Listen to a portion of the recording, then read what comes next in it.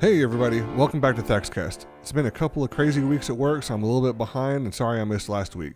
But today I wanted to talk a little bit about Star Trek and why it's important. Now first I want to start you off with a little bit of background. It was created by Gene Roddenberry, and in 1964, with Desilu Productions behind him, it was pitched to NBC and they aired a pilot.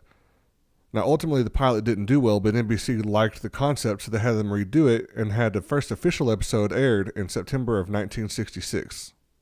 Initially, the ratings were great, but by the end of the first season, the ratings were down to about 52nd place out of 94 shows.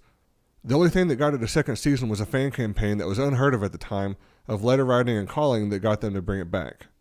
By the third season, NBC really wanted to get rid of it, so they slashed the budget and put it in a bad time slot.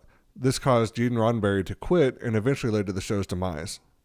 After the original series, there was the animated series that lasted for 2 seasons, and from that, we got 13 movies and 5 spin-offs.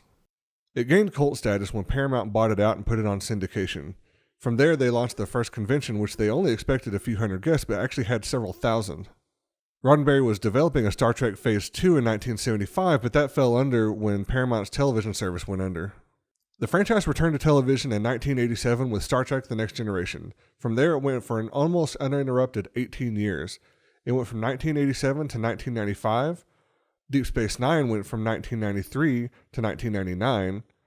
Star Trek Voyager went from 1995 to 2001. And from 2001 to 2005, we had Star Trek Enterprise, with Discovery around the corner later this year. So why is it important? Well, first of all, there's the technology that it helped to inspire. First, it has the tablet computer, the universal translator, tricorders, computer voice queries, hyposprays, cell phones, and Bluetooth earpieces. Now, Gene Roddenberry had a very specific vision. He wanted to know what would the human race be like if we could put behind us things like war and bigotry. It started off with one of the most diverse casts for its time in the 1960s, and in fact, the studio almost didn't let it fly.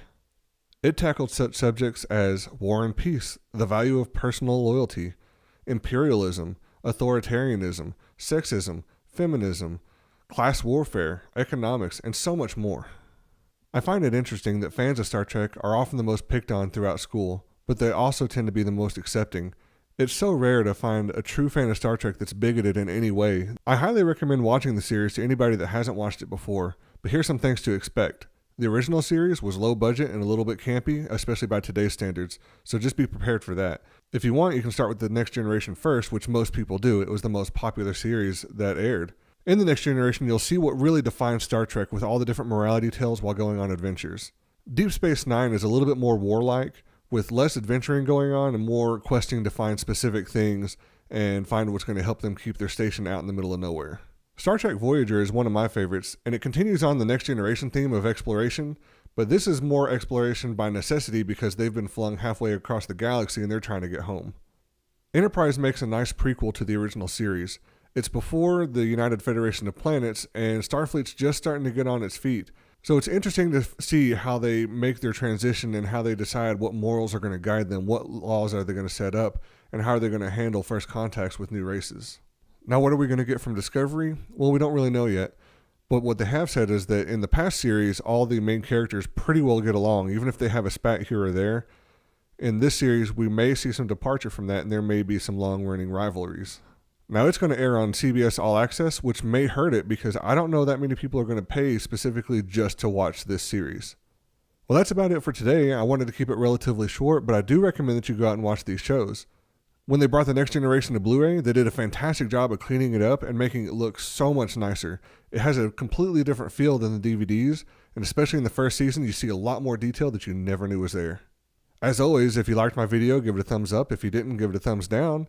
I'd also love your subscription. Let me know in the comments what you think. I'm curious. Be good to each other. Thanks for coming by, and have a good one.